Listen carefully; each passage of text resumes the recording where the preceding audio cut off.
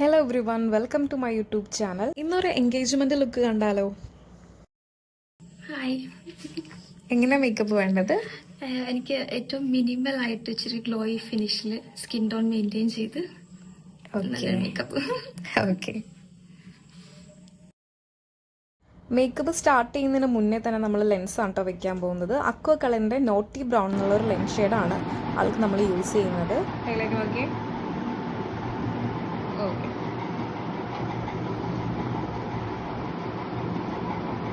ചെയ്താൽ മതി. മുകളിലേക്ക് തന്നെ നോക്കി കേട്ടോ. അതിലേക്ക് നോക്കി. ഓക്കെ. കണ്ണടച്ചു. ലെൻസ് ആപ്ലിക്കേഷന് ശേഷം ഞാൻ മോയ്സ്ചറൈസറാണ് കേട്ടോ അപ്ലൈ ചെയ്യുന്നത്. ഫേസ് എംപ്രോയിൽസിൻ്റെ മോയ്സ്ചറൈസറാണ് കൊടുക്കുന്നത്. ഓൾ സ്കിൻ ടൈപ്പിനും അതുപോലെ തന്നെ സെൻസിറ്റീവ് ആയിട്ടുള്ള സ്കിൻ ടൈപ്പിനൊക്കെ നല്ല സ്യൂട്ട് ആയിട്ടുള്ള ഒരു പ്രൊഡക്റ്റാണ് കേട്ടോ ഇത്. ഫുൾ ഫേസ് ആൻഡ് നെക്ക് ഞാൻ നല്ല രീതിയിൽ പ്രൊഡക്റ്റ് അപ്ലൈ ചെയ്യുന്നുണ്ട്. ശേഷം ഞാൻ നന്നായിട്ടൊന്ന് മസാജ് ചെയ്ത് കൊടുക്കുന്നുണ്ട്. പ്രൊഡക്റ്റ് നല്ല രീതിയിലേക്ക് ഫേസിലേക്ക് ഒന്ന് അബ്സോർബ് ആകുന്നത് വരെ നമ്മൾ മസാജ് ചെയ്ത് കൊടുക്കേണ്ടതാണ് കേട്ടോ. ദെൻ ഞാൻ ഐ കൺസീലിംഗ് ആണ് കേട്ടോ ഇപ്പോൾ ചെയ്തുകൊണ്ടിരിക്കുന്നത്. ടാർട്ടിൻ്റെ പ്രൊഡക്റ്റ് വെച്ചിട്ടാണ് ചെയ്യുന്നത്. നല്ല ഫുൾ കവറേജ് കിട്ടുന്ന ഒരു പ്രൊഡക്റ്റാണ് കേട്ടോ ടാർട്ട്. ടാർട്ട് യൂസ് ചെയ്യുന്നതിന് മുന്നേ ഞാൻ ഓറഞ്ച് കറക്റ്ററാണ് കേട്ടോ കൺസീലർ ചെയ്യാൻ വേണ്ടി യൂസ് ചെയ്തിരുന്നത്. അങ്ങനെ യൂസ് ചെയ്തിരുന്ന സമയത്തൊക്കെ ഞാൻ ഒരുപാട് ബേസ് കൊടുക്കുമായിരുന്നു. ഇപ്പോൾ കുറച്ച് ഡാർക്ക് സർക്കിൾസ് ഒക്കെ കൂടുതലുള്ള ഐ ആണെങ്കിൽ നമ്മൾ ഓറഞ്ച് കറക്റ്റർ നല്ല രീതിയിൽ അപ്ലൈ ചെയ്യും. അത് കവർ ചെയ്യാൻ വേണ്ടിയിട്ട് ഫൗണ്ടേഷനും അതുപോലെ പൗഡറൊക്കെ വെച്ച് നല്ല രീതിയിൽ സെറ്റ് ചെയ്യേണ്ടി വരാറുണ്ട്. അപ്പോൾ അന്നത്തെ അപേക്ഷിച്ച് എനിക്ക് ഈ ഒരൊറ്റ പ്രൊഡക്റ്റ് വെച്ചിട്ട് തന്നെ ഐയുടെ ആ ഒരു കൺസീലിംഗ് ഭാഗം പെർഫെക്റ്റ് ആക്കാൻ പറ്റാറുണ്ട്. സോ ഞാൻ എപ്പോഴും എൻ്റെ ഒരു ഫസ്റ്റ് പ്രിഫറൻസ് എപ്പോഴും ടാർട്ട് തന്നെയായിരിക്കും. ഫുൾ കവറേജ് ആണ്, കുറച്ച് ഡ്രൈ ആണ്, പക്ഷേ അത് നമുക്ക് അപ്പം തന്നെ നമ്മൾ പ്രൊഡക്റ്റ് ആപ്ലിക്കേഷൻ പുറകെ തന്നെ നമ്മൾ ഒന്ന് ബ്യൂട്ടി ബ്ലെൻഡർ വെച്ച് നന്നായിട്ട് ബ്ലെൻഡ് ചെയ്ത് പൗഡർ സെറ്റ് ചെയ്യുമ്പോൾ തന്നെ അവിടെ കാര്യം സെറ്റാണ്. ദെൻ ഞാൻ ആളുടെ കണ്ണിന് താഴെയുള്ള കളർ കറക്ഷനും കാര്യങ്ങൾക്ക് വേണ്ടിയിട്ട് ഓറഞ്ച് കറക്റ്ററാണ് യൂസ് ചെയ്യുന്നത്. ഒരുപാട് പിഗ്മെൻറ്റേഷൻ ഒന്നും ഉണ്ടായിരുന്നില്ല, ചെറിയ രീതിയിൽ മാത്രമാണ് അതുകൊണ്ട് ഞാൻ കവറേജ് കൊടുക്കുന്നുള്ളൂ. ഈ മേക്കപ്പിൻ്റെ കാര്യം പറഞ്ഞതുപോലെ തന്നെ നമ്മൾ ഓറഞ്ച് കറക്റ്റർ എത്ര യൂസ് ചെയ്യുന്നോ അതനുസരിച്ച് ആളുടെ ഫേസിലും നമ്മൾ ബേസ് കൂടുതൽ കൊടുക്കേണ്ടി വരും. അപ്പോൾ ഒരുപാട് പിഗ്മെൻറ്റേഷൻ ഇല്ലെങ്കിൽ നമ്മളതുപോലെ ശ്രദ്ധിച്ച് ഓറഞ്ച് കറക്റ്റർ അപ്ലൈ ചെയ്തതിന് ശേഷം നന്നായിട്ട് ബ്ലെൻഡ് ചെയ്ത് പൗഡർ വെച്ച് സെറ്റ് ചെയ്യുക. കറക്റ്റ് സ്കിൻ ടോൺ മതി മേക്കപ്പ് എന്ന് പറഞ്ഞിട്ടുള്ളത് കൊണ്ട് തന്നെ നമ്മൾ ആളുടെ കറക്റ്റ് സ്കിൻ ടോണിന് മാച്ച് ആയിട്ടുള്ള ഷെയ്ഡ് തന്നെയാണ് സെലക്ട് ചെയ്തിട്ടുണ്ടായിരുന്നത്. ഞാൻ ക്രീം ഫൗണ്ടേഷനാണ് കേട്ടോ അപ്ലൈ ചെയ്യുന്നത്. ഞാൻ ബ്രഷ് വെച്ചിട്ടാണ് സാധാരണ ഫൗണ്ടേഷൻസ് അപ്ലൈ ചെയ്യുന്നത്. ദെൻ അതൊന്ന് ഇവൺ ആക്കിയതിന് ശേഷം ഞാൻ ബ്യൂട്ടി ബ്ലെൻഡർ വെച്ചിട്ട് നന്നായിട്ടൊന്ന് ബ്ലെൻഡ് ചെയ്യും. ഞാൻ ഫൗണ്ടേഷൻസ് യൂസ് ചെയ്യാൻ നേരത്ത് ഓരോ ഏരിയയും ഫോക്കസ് ചെയ്തിട്ടാണ് കേട്ടോ ചെയ്യുന്നത്. ഞാനിപ്പോൾ ഒരു ഏരിയയിൽ ഫൗണ്ടേഷൻസ് ഇട്ടിട്ടുണ്ടെങ്കിൽ അത് ബ്ലെൻഡ് ചെയ്തിട്ടാണ് അടുത്ത ഏരിയയിലേക്ക് ഫൗണ്ടേഷൻസ് ഇടത്തുള്ളൂ. അങ്ങനെ ഓരോ ഏരിയയും പ്രത്യേകം ഞാൻ ബ്ലെൻഡിങ് ഒക്കെ ഈവൺ ആണോ എന്ന് നോക്കി ശ്രദ്ധയോടെ ചെയ്യുന്ന ഒരു കാര്യമാണ് കേട്ടോ. കൺസീലറിന് ശേഷം ഫേസിൽ വരുന്ന ഫസ്റ്റ് ബേസാണ് ക്രീം ഫൗണ്ടേഷൻ. അത് നമ്മൾ സൂക്ഷിച്ച് ബ്ലെൻഡ് ചെയ്തില്ല എന്നുണ്ടെങ്കിൽ നെക്സ്റ്റ് ഫൗണ്ടേഷൻ ലിക്വിഡ് ഫൗണ്ടേഷൻസ് വരാൻ നേരത്ത് ആ ചെയ്തതിൻ്റെ ബാലൻസ് പ്രോപ്പർ ബ്ലെൻഡിങ് അല്ല എന്നുണ്ടെങ്കിൽ ആ ഒരു ബേസ് ഹെവി ആയിട്ട് അവിടെ കിടക്കും. നമ്മൾ അതിൻ്റെ മേലിൽ ലിക്വിഡ് ഫൗണ്ടേഷൻ ഇടുന്നു. അപ്പോൾ ഡ്രൈ സ്കിൻ ആണെങ്കിൽ പ്രത്യേകം പറയുക കൂടെ വേണ്ട, ഒരുപാട് ഡ്രൈ ആക്കാനൊക്കെ ചാൻസ് കൂടുതലാണ്, ബ്ലെൻഡിങ് പ്രോപ്പർ ആയില്ലെങ്കിൽ മാത്രം. അപ്പം നമ്മൾ ചെയ്യുന്ന കാര്യം നമ്മൾ നീറ്റായിട്ട് ഓരോ ഏരിയ കവർ ചെയ്യുന്നുണ്ടോ എന്നൊക്കെ ശ്രദ്ധിച്ച് ചെയ്യാൻ ഫുൾ പ്രൊഡക്റ്റ് അവിടെ അപ്ലൈ ചെയ്ത് വെക്കാതെ ഓരോ ഏരിയയും കറക്റ്റായിട്ട് ബ്ലെൻഡിങ് പ്രോപ്പറാണെന്ന് ചെക്ക് ചെയ്ത് പോകുന്നത് എന്തുകൊണ്ടും നല്ലതാണ്. പിന്നെ നമ്മൾ മേക്കപ്പ് ചെയ്യുമ്പോൾ ശ്രദ്ധിക്കേണ്ട കാര്യമാണ് ഫേസിൻ്റെ ഷെയ്ഡ് തന്നെ നെക്കിലും കൊണ്ടുവരാൻ നമ്മൾ ശ്രദ്ധിക്കണം കേട്ടോ. ചിലവർ ലാസ്റ്റ് ആയിരിക്കും നെക്ക് ടച്ച് ചെയ്യുന്നത്. അങ്ങനെ വരുമ്പോൾ ഭയങ്കര ഡിഫറൻസ് അറിയാൻ പറ്റാറുണ്ട്.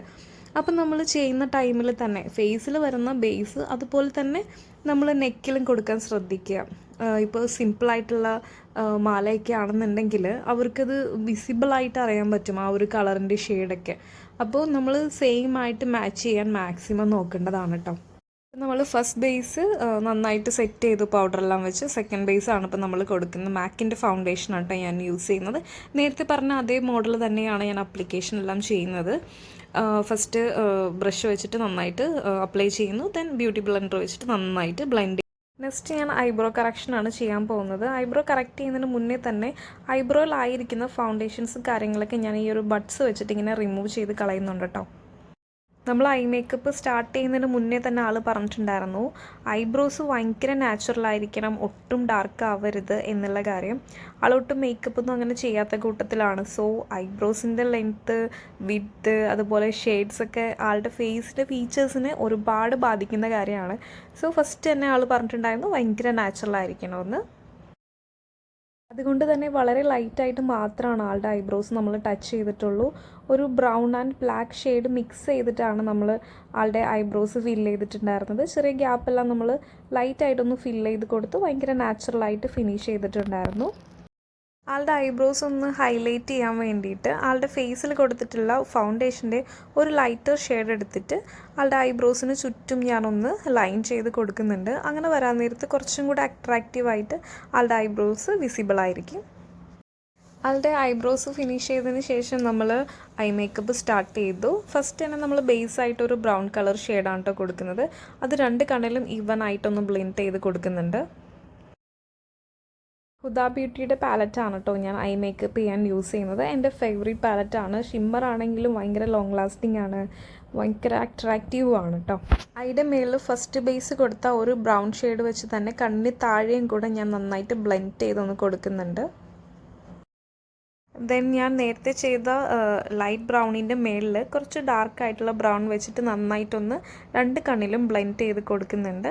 ദെൻ സെയിം ഞാൻ നേരത്തെ ചെയ്തതുപോലെ തന്നെ ആ ഒരു ഡാർക്ക് ബ്രൗൺ എടുത്തിട്ട് ആ കണ്ണിൻ്റെ താഴെ വരുന്ന ആ ഒരു സ്പോട്ടിൽ നന്നായിട്ടൊന്ന് ബ്ലെൻഡ് ചെയ്ത് ഈവൻ ആക്കുന്നുണ്ട്. പിന്നെ ആളുടെ കോസ്റ്റ്യൂമിന് സ്യൂട്ടായിട്ടുള്ള ഒരു ഷിമ്മർ ഞാൻ ആൾക്ക് ആദ്യം കാണിച്ചു കൊടുത്തു കേട്ടോ. എന്നിട്ട് ആൾ ഓക്കെ പറഞ്ഞതിന് ശേഷം നമ്മൾ ഒരു ഗോൾഡൻ കളറ് ഷിമ്മർ ആളുടെ കണ്ണിന് മേളിൽ പ്ലേസ് ചെയ്യുന്നുണ്ട്. ഞാൻ കൈ വെച്ചിട്ട് തന്നെയാണ് എപ്പോഴും ഷിമ്മേഴ്സൊക്കെ ആഡ് ചെയ്യുന്നത്. കുറച്ചും കൂടെ നന്നായിട്ട് അത് പ്രൊജക്റ്റ് ചെയ്യാനും ലോങ് ലാസ്റ്റ് ചെയ്യാനൊക്കെ നമ്മൾ ബ്രഷിന് പകരം നമ്മുടെ ഫിംഗർ വെച്ചിട്ട് അപ്ലൈ ചെയ്യുന്നത് എന്തുകൊണ്ടും ബെറ്ററാണ്.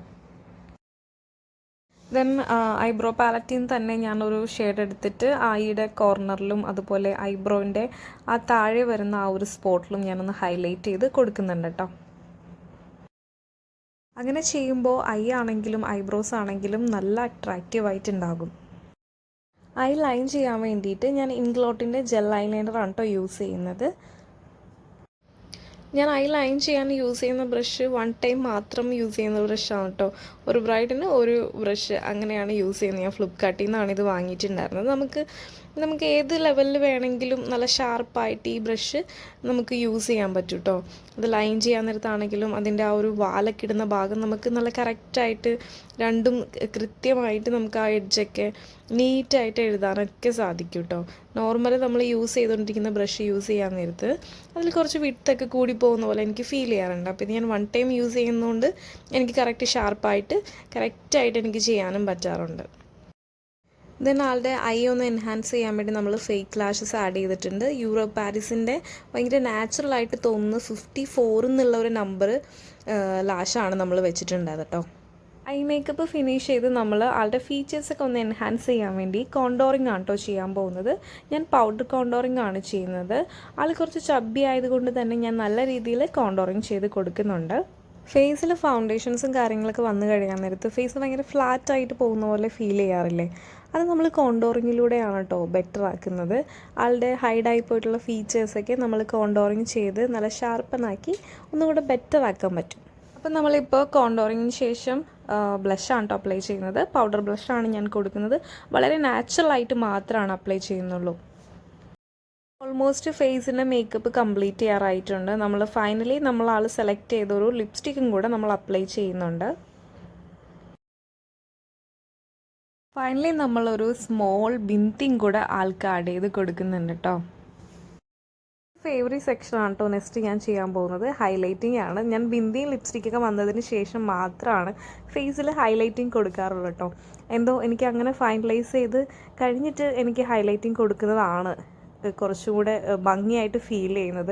ആളുടെ ഗ്ലോയൊക്കെ എനിക്ക് കുറച്ചും കൂടെ വിസിബിളായിട്ട് മനസ്സിലാവും എത്രയും നമ്മൾ ഗ്ലോ ആഡ് ചെയ്ത് കൊടുക്കണം എന്നുള്ള കാര്യങ്ങളൊക്കെ.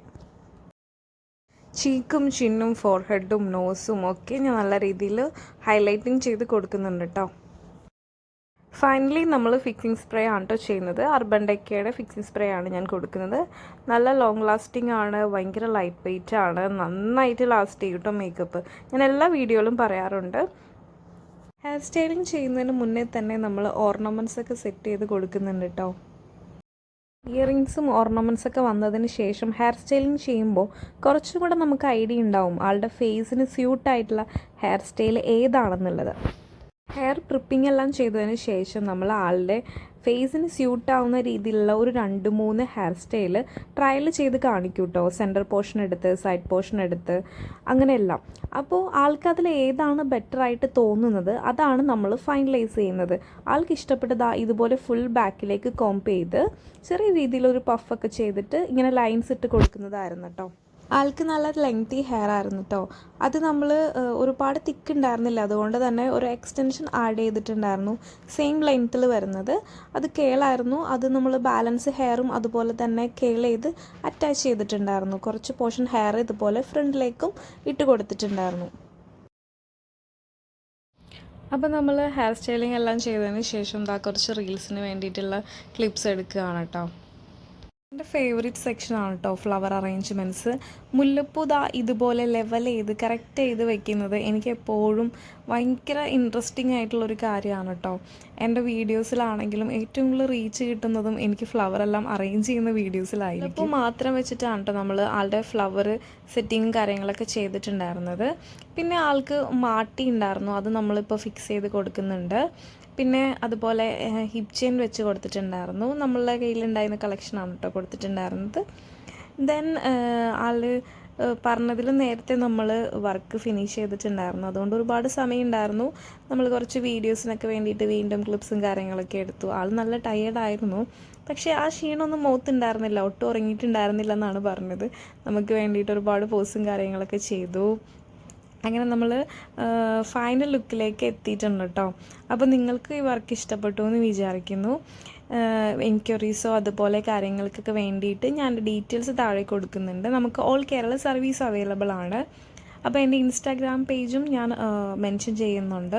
നിങ്ങൾക്ക് ഡയറക്റ്റോ അല്ലെങ്കിൽ ഇൻസ്റ്റാഗ്രാമിലോ ഒക്കെ നിങ്ങൾക്ക് മെസ്സേജ് ചെയ്ത് നിങ്ങളുടെ ഡീറ്റെയിൽസും കാര്യങ്ങളൊക്കെ ഷെയർ ചെയ്ത് ഡേറ്റ് ബ്ലോക്ക് ചെയ്യാവുന്നതാണ് കേട്ടോ. അപ്പോൾ അത്രയേ ഉള്ളൂ. Thank you so much for watching.